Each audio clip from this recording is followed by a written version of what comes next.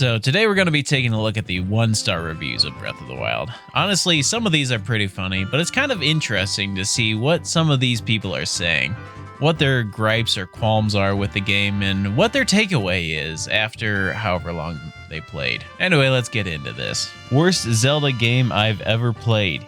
Easily. It's huge and pretty and has a lot of innovative stuff never seen in a Zelda, but almost every single thing they added is a misfire. First, it's barren. Okay. No, it's not barren. Yes, there are empty parts of the map. I mean, the map is pretty big, and there are some quiet points, but there is a lot to do. There's a lot of enemies to fight. There's a lot of puzzles. There's a lot of Koroks. There's a lot of shrines. There's stuff to do. It's a giant, huge, amazing world with nothing in it. Oh, here we go. No, I don't count boring little pig monsters or reskins of boring little pig monsters or endless crafting things that don't make anything remotely cool. Crafting? What game are you playing? There's no crafting in Zelda. Or another melee weapon that breaks after 3 swings. Okay, so the melee, yes, I've actually heard this a lot, especially when Breath of the Wild first came out, that the durability was bad. I mean, if there was no durability, there would be no reason to use the Master Sword, because the Royal Broadsword does 36 damage. Or if you can get the Royal Guard Sword, then you can do 56 damage. With no durability, there's no reason to use the sword that seals the darkness. These are not content. Second, it's repetitive. They got rid of big theme dungeons. I'm honestly not sure why, but I'm not against it if they did something cool. They did not. They made a bunch, maybe hundreds of small dungeons that feel incredibly joyless and give you nothing cool. There's just nothing to build to, nothing story-wise. The whole story is told through flashbacks. Yes, because anytime there's a protagonist who has amnesia, it is always no storyline whatsoever. No story has ever been written where the protagonist has amnesia. That has never happened. It doesn't work. There's no story. Cannot believe people are pretending this is a good game. In 5 years, no one will be talking about it.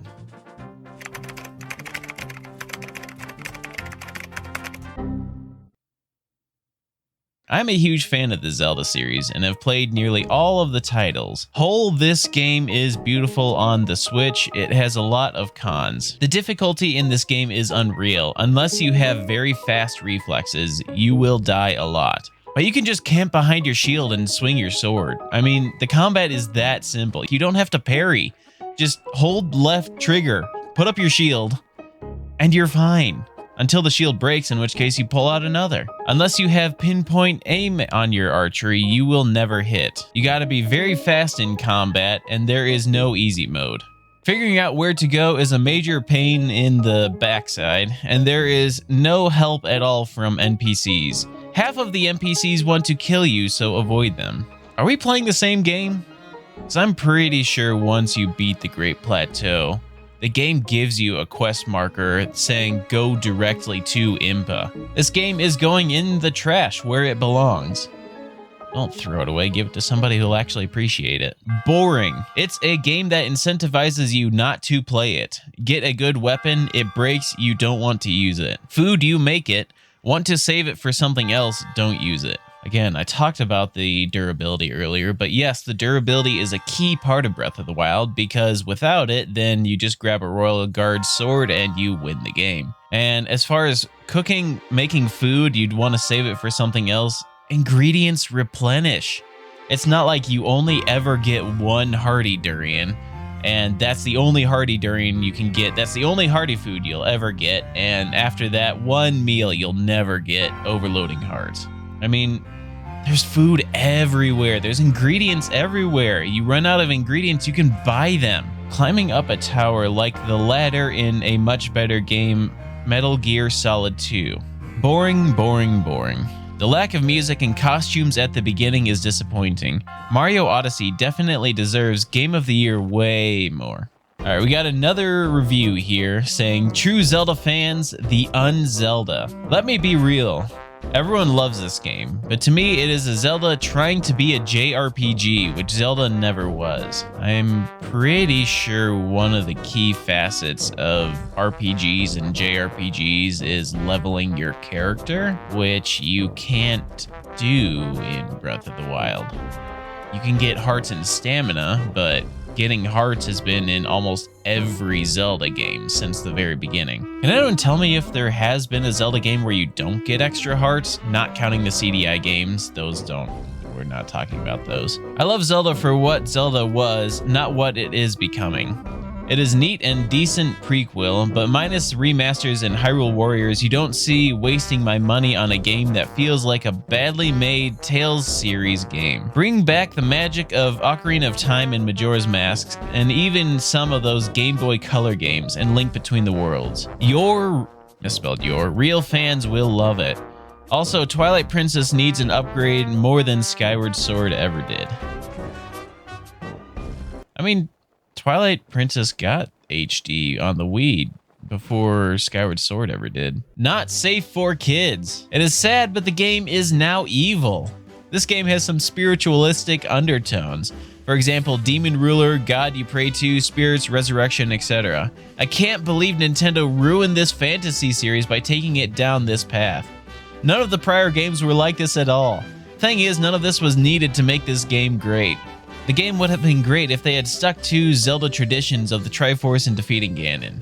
Let's not forget the very first Zelda game that came out, when Link has his shield. The shield has a cross on it. Ocarina of Time, the Triforce was revealed to be 3 goddesses. So I don't understand where they're coming from. This is the very first Zelda game to have any sort of demons and goddesses and stuff and people you pray to.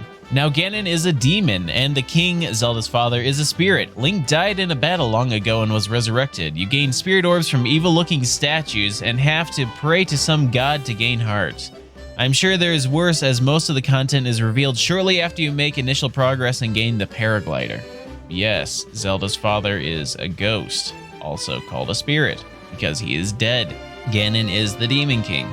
This has been known for many Zelda games. I am sad that Nintendo ruined such a great series by adding all these unneeded spiritualistic themes content to what is supposed to be a game safe for kids. I expect the sword fighting and fantasy monsters / enemies, but what me and my kids saw was inappropriate for kids. Everything about this game screams evil. Okay, I'm gonna cherry pick an example here, but how exactly is rebuilding Terry Town evil? All this qualifies as a teen game under the suggestive theme content as per below.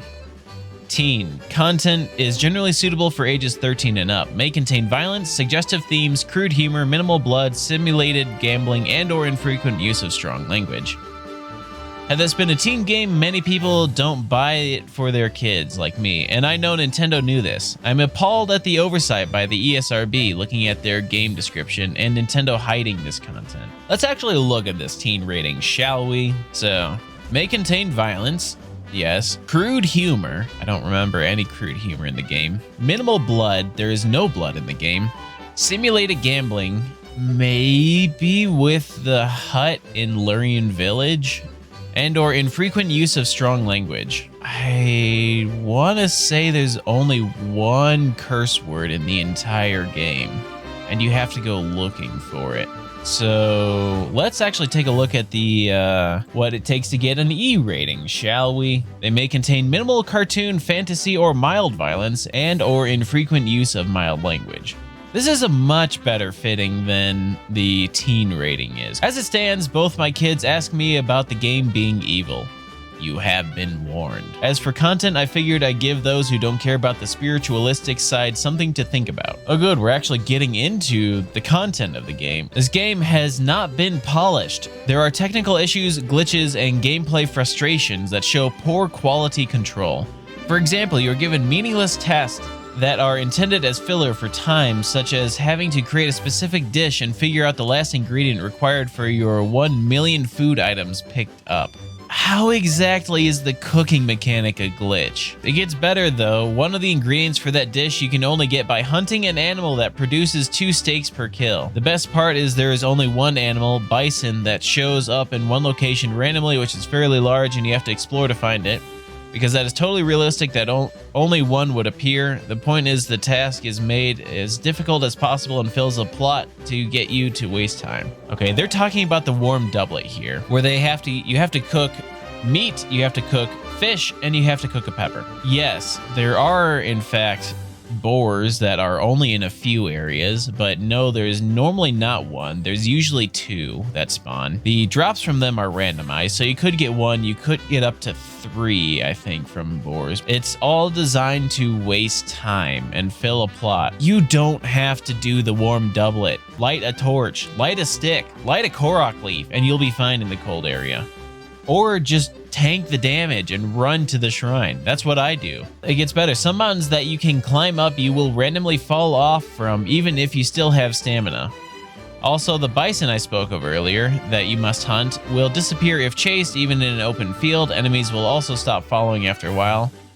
All these scream poor game design. Some mountains that you climb up, you'll randomly fall off of. Yes, it's called rain. These random tasks become frustrating as you have to figure out things on your own with very minimal hints.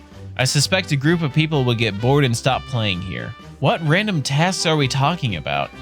I mean, the main quest is very linear. It says, go here, follow this map marker, go right here. The dungeons take like 5 minutes to complete and don't have more than one basic puzzle to solve. It is actually more difficult to find the dungeons than to spend the 5 minutes to clear them. Some people like longer shrines, some people like more shrines but shorter. It's kind of personal preference there. The combat is basic and you will not die fighting unless you fight some mini boss type of character in the open world that kills you with 1 hit. Of course, since enemies have no intelligence, the game would be too easy without this cheapness. Hey, maybe you should get this person who wrote this review and the guy from earlier who said the combat was too hard into a room. I'd love to see the sparks fly from that. While supposedly a huge game, there is very little to directly interact with that serves any gameplay purpose other than to waste time. The producers of the game could have focused development on the inhabitants of this world rather than making everything so random.